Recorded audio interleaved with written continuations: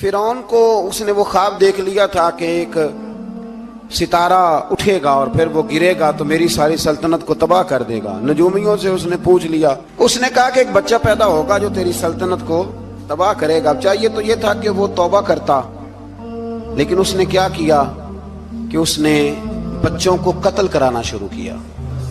یذبحون ابناءکم، ذبح کرا دیتا تھا تمہارے بیٹوں، اور بچیوں کو وہ زندہ رکھتا تھا۔ تو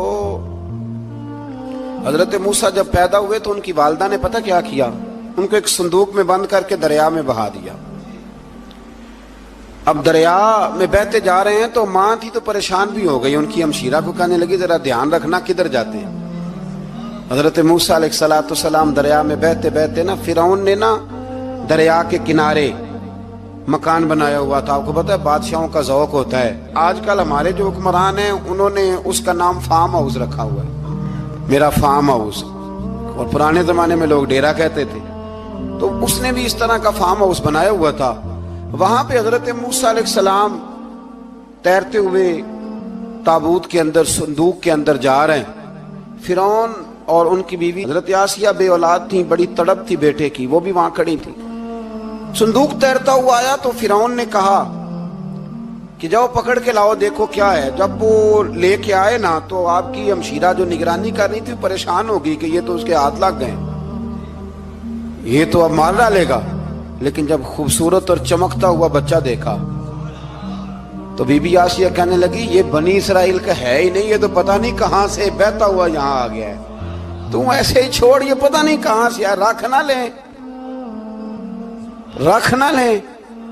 تو حضرت موسیٰ علیہ السلام وہ کہنے لگا نہیں انہی کے ہیں، موسیٰ علیہ السلام اسی کے ہیں۔ تو آسیہ کہنے لگی تیرے تو سر پہ بس بھوت ہی سوار ہو گیا، ہر وقت وہی لوگ تجھے یاد رہتے، یہ پتہ نہیں کہاں سے بہ کے آیا۔ اب رکھ لیا، مان گیا فرعون۔ آپ فرعون کے گھر میں جو اس لیے بچے مروا رہا تھا کہ میری سلطنت حضرت موسیٰ پیدا نہ ہو جائیں، تو اسی کے گھر میں پرورش پانے لگے، اسی کے گھر میں۔ اب عورتیں منگائیں گئی دودھ پلانے کے لیے، تو حضرت موسیٰ علیہ السلام کسی بی بی کا دودھ نہیں پیتے، تو آپ کی ہمشیرہ وہیں دائیں بائیں گھومتی رہتی۔ تو کہنے لگی جناب آسیہ سے کہ میں ایک بی بی کو جانتی ہوں، بڑی صاف ستھری ہے، مجھے امید ہے یہ بچہ اس کا دودھ پیے گا۔ تو فرعون کہنے لگا دوڑ کے لا، تو وہ اپنی والدہ کو لے کے آئیں تو حضرت موسیٰ نے فوراً دودھ پینا شروع کر دیا۔ فرعون کو پھر تھوڑا شک ہوا۔ ایک روایت یوں بھی لکھی ہے بعض لوگوں نے کہ فرعون ایک دن اٹھایا ہوا تھا حضرت موسیٰ کی، ابھی تھوڑی سی عمر تھی، تو آپ نے اس کی داڑھی پکڑ کے تو ایک گھونسا دے مارا، جلالی تو شروع سے ہے نا۔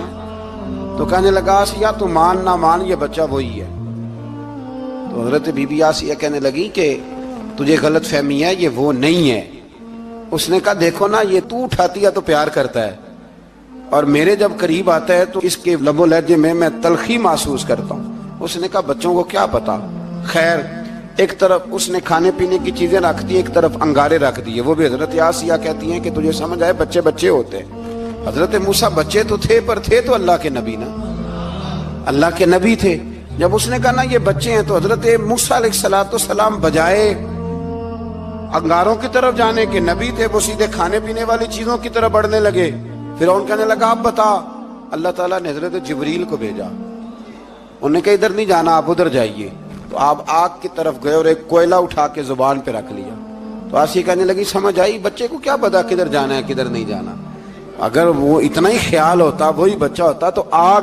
اور بعض مفسرین نے لکھا ہے یہ جو حضرت موسیٰ دعا مانگتے تھے نا رب اشرح لی صدری ویسر لی امری، یہ وہ آگ کا انگارہ جب کوئلہ منہ میں رکھا تھا نا تو اس کی وجہ سے زبان میں کچھ لکنت آ گئی، تو آپ دعا کرتے تھے کہ یا اللہ میری زبان کی وہ بند گرا کھول دے تاکہ میں کھل کے فرعون کے سامنے بات کر سکوں۔ وہیں حضرت موسیٰ پلنے لگے، وہیں پلے، وہیں جوان ہوئے، وہیں اللہ نے ساری دولتیں دی، بہن بھی ملی، ماں بھی ملی، اور سارے عزیزوں کا پیار بھی ملا۔ اسی گھر کے اندر اللہ نے پرورش کر کے فرعون کے ظلم سے بنی اسرائیل کو نجات عطا فرمائی۔ موسیٰ بھی فرعون کے گھر میں پلنے لگے، اور جب جوان ہو گئے تو فرعون کے ہاں جو ظلم ہوتا تھا حضرت موسیٰ اس پر بول پڑتے تھے، جلال فرماتے۔ تو فرعون پھر ناراض رہنے لگا، یہاں تک کہ اس نے آپ کو نکال دیا آپ تشریف لے گئے وہاں سے. تو حضرت موسیٰ ایک دن شام کے وقت دوبارہ آئے بستی میں، لوگ سوئے ہوئے تھے. تو دو آدمی، ایک بنی اسرائیل میں سے اور ایک فرعون کی اپنی قوم میں سے، وہ دونوں آپس میں جھگڑ رہے تھے. لیکن وہ جو حضرت موسیٰ کی بنی اسرائیل کی قوم کا شخص تھا، اس پر وہ قبطی، وہ جو فرعون کے قریبی لوگوں میں سے تھا، وہ ظلم کر رہا تھا اور بوجھ اٹھانے کی بات کر رہا تھا. اب اس نے حضرت موسیٰ کو پکارا کہ یہ دیکھے میرے ساتھ کس طرح کی بات کر رہا ہے. تو حضرت موسیٰ کا ارادہ بھی نہیں تھا، آپ نے بس اس کو سمجھایا. پر کچھ لوگوں کو سمجھ، تو حضرت موسیٰ نے پھر ایک مکہ مارا، ایک گھونسا مارا، صرف ایک ہی. یہ کئی تگڑے اور دلیر اس طرح کے بھی ہوتے ہیں کہ گھونسا ایک بھی برداشت نہیں کرتے. وہ ایک مارا، آدمی دھڑام سے زمین پہ گرا اور ماری گیا. حضرت موسیٰ کا ارادہ نہیں تھا لیکن وہ مر گیا. حضرت موسیٰ علیہ السلام نے اس بات پر اپنے رب سے استغفار بھی فرمائی. قرآن کہتا ہے کہ انہوں نے معافی چاہی کہ اللہ میرا ارادہ نہیں تھا. بہرحال اگلے دن نا حضرت موسیٰ دوبارہ آئے.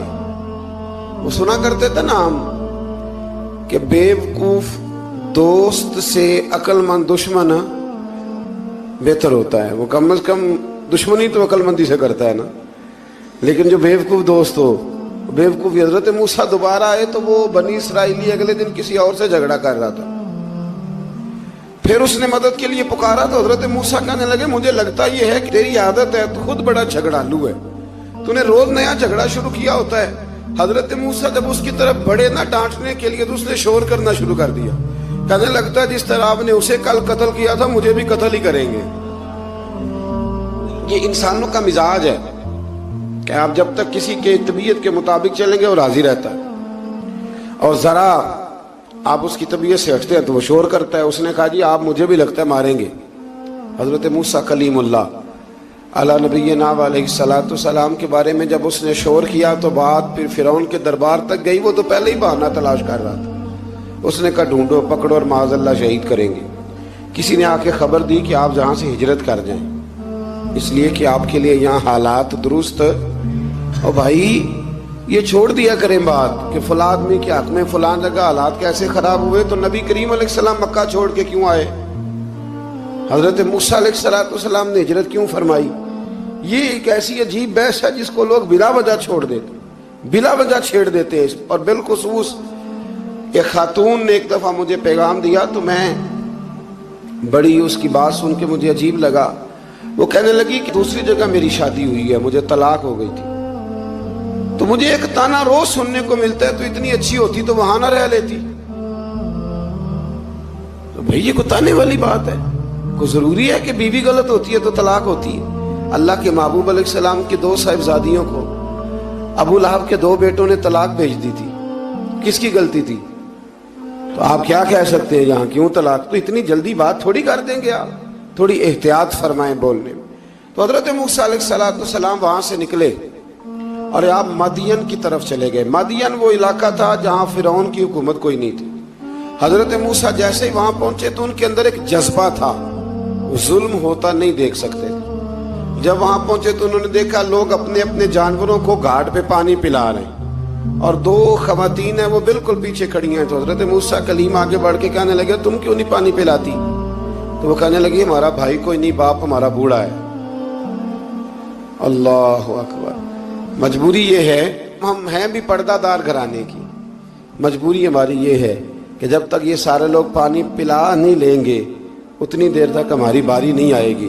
تو حضرت موسیٰ کلیم اللہ علیہ السلام فرمانے لگے اچھا یہ بات ہے تو جانور مجھے دو.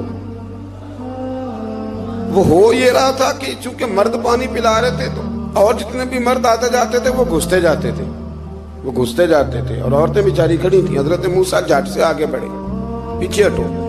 ان دو خواتین پاک باز عورتوں کے جانوروں کو پانی پلایا اور پھر آپ دوبارہ وہیں بیٹھ گئے. وہ بیویاں جلدی جلدی گھر گئیں، جا کے اپنے والد سے کہنے لگی ابا جی کمال ہو گیا، اس بستی میں ایک ایسا آدمی ملا ہے جو عورتوں کی طرف دیکھتا ہے تو نیکی کرنے کے لیے آگے بڑھتا ہے، جو مجبور اور بے کس کے لیے اچھے جذبات رکھتا ہے. فرمایا جلدی لاؤ، کچھ مفسرین اور طرف بھی گئے ہیں، لیکن جمہور نے لکھا ہے کہ وہ حضرت شعیب علیہ السلام تھے۔ حضرت شعیب نے گھر بلایا، اپنی ایک بیٹی کو بھیجا، فرمایا بیٹے بلا کے لاؤ۔ وہ جب گھر آئے تو آپ فرمانے لگے آپ میرے ساتھ اجرت طے کر لیں، 8 سال یا 10 سال آپ میری بکریوں کو چرائیں، میرے گھر میں رہیں۔ اور پھر فوراً ہی فرمانے لگے اگر آپ ہمارے گھر میں رہیں گے، دیکھ بھال کریں گے، تو میں اپنی ایک بیٹی کا نکاح بھی آپ کے ساتھ کر دوں۔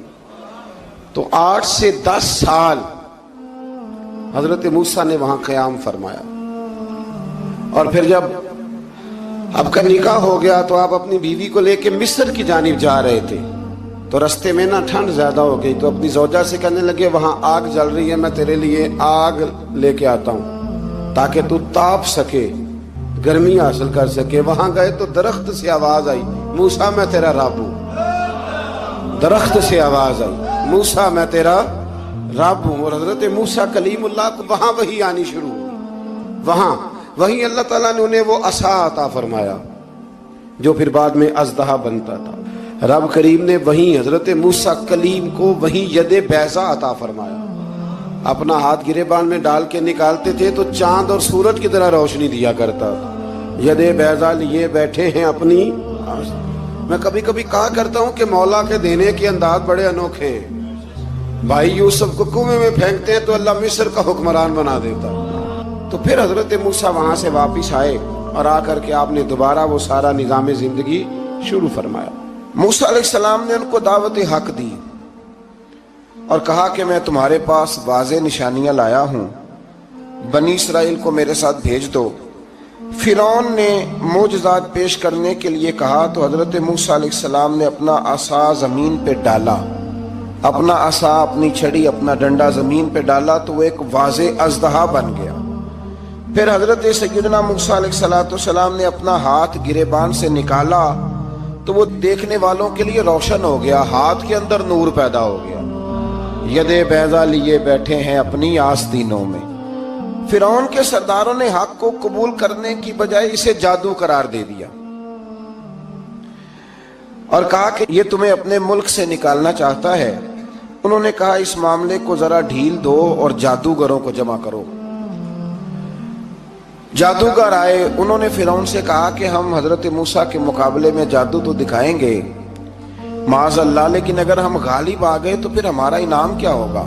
سودا پہلے طے کر رہے ہیں، کیا انعام ملے گا؟ اس نے کہا کہ اگر تم غالب آ گئے تو میں تمہیں اپنا قریبی بنا لوں گا۔ بادشاہوں کا قریبی ہونا بھی تو بڑی بات ہے نا، لوگ بڑے پاپڑ بیلتے ہیں قریبی ہونے کے لیے، اور یہ جو قریبی ہوتے ہیں نا، بالخصوص جو بادشاہوں کے قریبی ہوتے ہیں، بادشاہوں کی تباہی کا سبب بھی یہی لوگ ہی بنتے ہیں۔ یہ ان کو روز خبر دیتے ہیں کہ سب اچھا ہے، سب اچھا ہے، اور دنیا کے زیادہ تر حکمران انہی لوگوں کی وجہ سے تباہ ہوتے ہیں چونکہ ان کا خود عوام سے رابطہ نہیں رہتا۔ اگر وہ خود عوام کے ساتھ ڈائریکٹ رابطہ کریں تو شاید انہیں اچھی اور صاف ستھری چیزیں سمجھنے کو مل جائیں۔ خیر، جادوگروں نے جب کہا ہمیں کیا لوگے تو اس نے کہا تمہیں قریبی بنا لوں گا۔ جادوگروں نے موسیٰ علیہ السلام سے کہا کہ آپ پہل کریں گے یا ہم پہل کریں؟ تو موسیٰ علیہ السلام نے کہا تم پہل کرو۔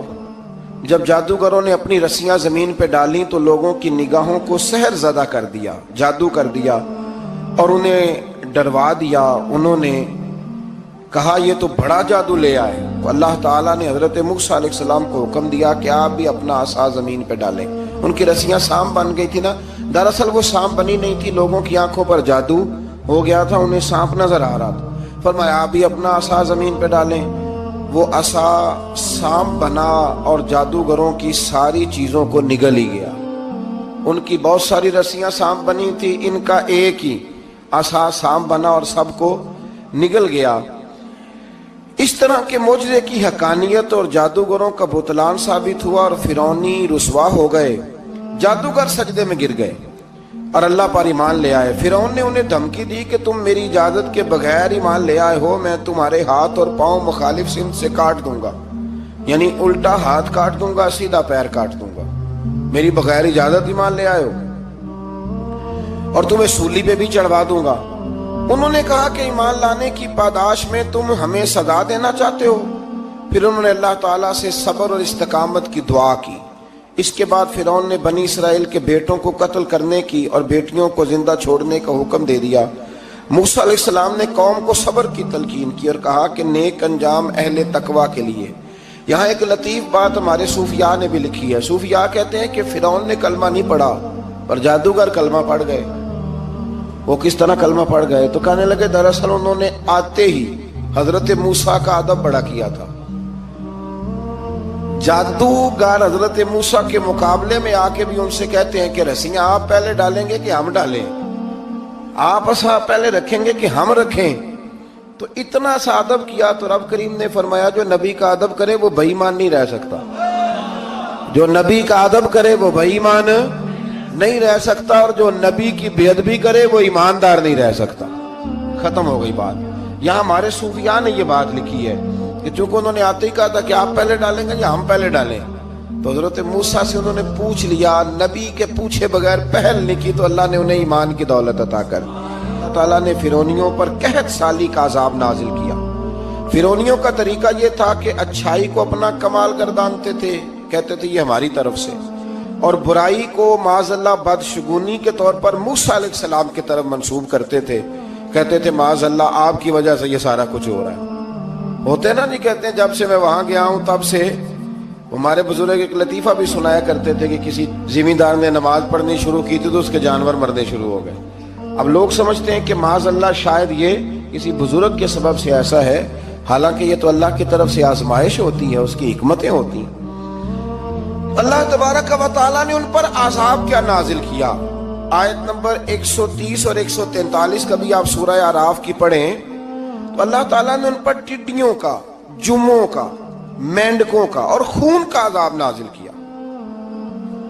یہ کس قسم کا عذاب ہے؟ جمعے پڑ گئے، ٹڈیاں آ گئیں، یہ اللہ نے عذاب نازل کیا۔ جب وہ عذاب میں مبتلا ہوئے تو موسیٰ علیہ السلام سے کہا کہ آپ اللہ سے دعا کریں کہ ہم سے یہ عذاب ٹل جائے، اگر ایسا ہوا تو ہم ایمان لے آئیں گے، بنی اسرائیل کو بھی آزاد کر دیں گے۔ لیکن موسیٰ علیہ السلام کی دعا کے نتیجے میں جب عذاب ٹل جانے کے بعد فرعونی پھر اپنے وعدے سے پھر گئے۔ بنو قریظہ والوں نے بھی کئی دفعہ حضور سے وعدے کیے پر اپنے وعدوں پر قائم۔ ایک بات آپ سے یہاں روک کے عرض کر دوں، ہم بھی کئی دفعہ کہتے ہیں ذرا بریک کبھی گاڑی کی نہیں نہ لگتی تو ہم ارادہ کرتے ہیں کہ آج سے ہی نماز شروع کر دینی، ذرا طبیعت زیادہ لیل ہوتی ہے تو ارادہ کرتے ہیں نا کہ بھائی آج کے بعد ہم نے نیک، پھر کیا ہوتا ہے شفا ہو گئی تو چھٹی ہو گئی۔ یہ طریقہ درست نہیں، یہ تو کفار کا طریقہ بیان کیا نا قرآن پاک نے۔ یہاں فرمایا جب اللہ تبارک و تعالیٰ نے انہیں نجات دے دی تو اپنے وعدے سے مکر گئے، تو پھر اللہ تبارک و تعالیٰ نے بنی اسرائیل کو سمندر پار کر کے ایسی قوم کے پاس پہنچا دیا جو بتوں کی پرستش کرتی تھی۔ وہ تو بچ گئے لیکن فرعونی سارے دریا کے اندر غرق ہو گئے۔ حضرت موسیٰ علیہ السلام سے کہنے لگے کہ ہمارے لیے بھی یہ خدا بنا دیجئے۔ حضرت موسیٰ علیہ السلام نے فرمایا بت پرستی کرنے والے جاہل ہیں۔ یہ بت پرست قوم کے پاس جب گئے نا بنی اسرائیل والے، بت پوجتے ہوئے دیکھا تو کہنے لگے ہمارے لیے بھی سامنے بنا کے رکھ دو۔ فرمایا یہ تو جاہل ہیں، تم انہیں دیکھ کے اثر قبول کر رہے ہو، اور اپنی جاہلیت کے باعث یہ ہلاک ہونے والے بھی ہیں۔ پھر اللہ تعالیٰ نے بنی اسرائیل پر اپنی نعمتوں کا ذکر فرمایا، اور موسیٰ علیہ السلام نے اپنی قوم میں ہارون علیہ السلام کو اپنا جانشین فرمایا اور کوہ طور پر تشریف لے گئے۔ اللہ نے فرمایا وہاں آ جائیں، میں آپ کو تورات عطا کرتا ہوں۔ 40 دن کا یہ عرصہ تھا۔ موسیٰ علیہ السلام نے وہاں پہ جا کے، وہ سارا واقعہ بھی انہی آیات میں ہے کہ حضرت موسیٰ نے عرض کیا تھا کہ رب ارنی، یا اللہ میں تجھے دیکھنا چاہتا ہوں، تو فرمایا لن ترانی، تو نہیں دیکھ سکتا۔ وہ بھی یہاں اللہ نے ذکر فرمایا۔ پھر اللہ تعالیٰ نے اپنی ایک تجلی جب کوہ طور پہ ڈالی تو حضرت موسیٰ علیہ السلام تاب نہ لا سکے اور بے ہوش ہو گئے، اور پہاڑ بھی ریزہ ریزہ ہو گیا۔ اس کا ذکر بھی اللہ نے انہی آیات میں فرمایا۔ آیت نمبر 144 سے 155 تک حضرت موسیٰ علیہ السلام کو رسالت عطا کرنے، کلیم اللہ کا منصب عطا کرنے، تورات عطا کرنے کا ذکر ہے۔ آگے چل کے بتایا کہ جو متکبر لوگ ہیں نا وہ آیات الہیہ سے منہ پھیرتے ہیں، اور جو لوگ اللہ کی آیات اور قیامت کو جھٹلاتے ہیں ان کے اعمال باطل ہیں۔ پھر موسیٰ علیہ السلام کے کوہ طور پر قیام کے عرصے میں بنی اسرائیل کے زیورات سے بچڑا بنا کر اسے معبود بنانے کا ذکر ہے۔ ان میں ایک جادوگر تھا سامری، سنا ہے سلالہ میں اس کی قبر ہے۔ حضرت موسیٰ کوہ طور پہ چلے گئے تو اس نے پیچھے سے سونے کا ایک بچڑا بنا لیا، اس میں سونے کی تاریں اس کے منہ میں لگائیں، ہوا چلتی تھی تو بجتی تھی۔ اتنے کمزور عقیدے کی یہ قوم تھی کہ انہوں نے فٹافٹ ماننا شروع کر لی، فٹافٹ ماننا، کہنے لگے یہ ٹھیک ہے۔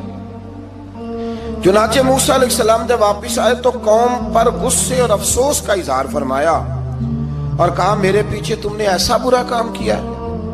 انہوں نے تورات کی تختیاں بھی زمین پہ ڈالی اور اپنے بھائی ہارون علیہ السلام کا سر پکڑ کے اس سے جواب طلبی کی۔ انہوں نے کہا اے میرے ماں جائے، بڑے خوبصورت لفظ ہے قرآن پاک، اے میرے ماں جائے، اے میرے بھائی، قوم نے مجھے بے بس کر دیا اور قریب تھا کہ یہ مجھے قتل بھی کر دیتے۔ اب آپ مجھ پر سختی کر کے دشمنوں کو ہنسنے کا موقع نہ دیں، کبھی بھی دشمنوں کو اپنے اوپر ہنسنے کا موقع نہ دینا چاہیے۔